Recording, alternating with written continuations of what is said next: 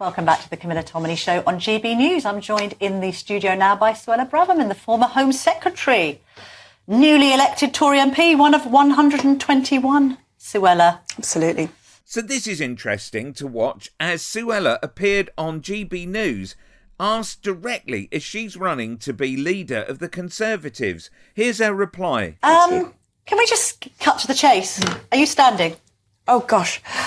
I know, Camilla, you want the drama, you want the headlines. I'm going to have to disappoint you. Why? No announcements. Listen, Why? Why are you holding back? Because it's obvious from why. your speech when you won your seat on Thursday night, early Friday morning.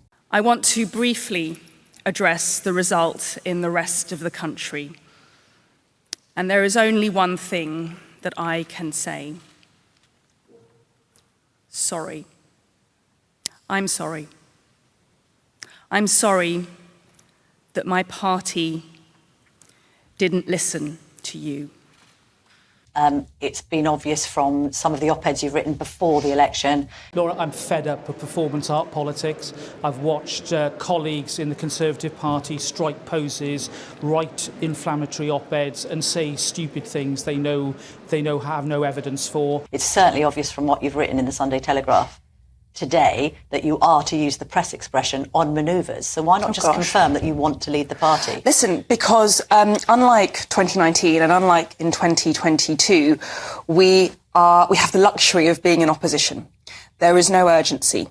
The question is, do you want to do it? We know the answer's yes, so all this is rubbish she's spouting. To install a new leader. What is urgent and absolutely essential now is that we as a party reflect and accept what got us into this existentially damaging situation. Of all the members in the past Tory government, I would say Suella was one of the worst candidates for undermining Sunak's authority as she planned her rise to be leader of the party. Instead of concentrating on doing the job that they were elected to do, I've had enough of it. I want the Conservative Party to get back to the ethos of doing stuff well and being competent, not pretending to please the media. And at the moment, that's what concerns me the most. There is still disagreement. There are many of my colleagues, both inside Parliament and outside, who believe that we just need to do more of the same.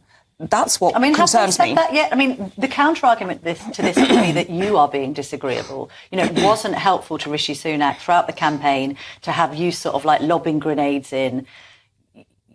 There hasn't been from you this kind of unite or die mentality. Lots of different Tory MPs, you know, are dissatisfied with all these different caucuses representing all these different positions. Why can't you just be a broad church that sings from the same hymn sheet? Now listen to this utter guff as she makes out that all of her actions were her putting the country first. Instead of people singing different songs at the same time. Well, first of all, what I would say is I didn't really take part in this campaign. So I didn't do any media. I shared my thoughts, and I think most of the things I wrote were about attacking Labour and the kind of doom that awaits us under Labour, something that horrifies me, and that's what we really need to get ourselves in gear for, to oppose and expose all the harmful, damaging things that they're going to be doing. But the reality is that, you know, I've not been in charge of this party. I've not been part of the cabinet for many months. Decisions were made above my head.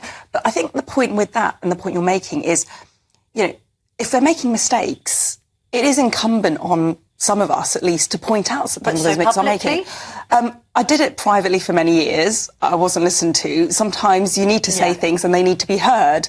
And we do that by putting country first, and I'm afraid party second. And the point is, I think it's disingenuous to blame, you know, people like myself for pointing out the mistakes when actually the cause of the problem were the mistakes themselves. Click here to see Mateless interviewing Carrie Lake.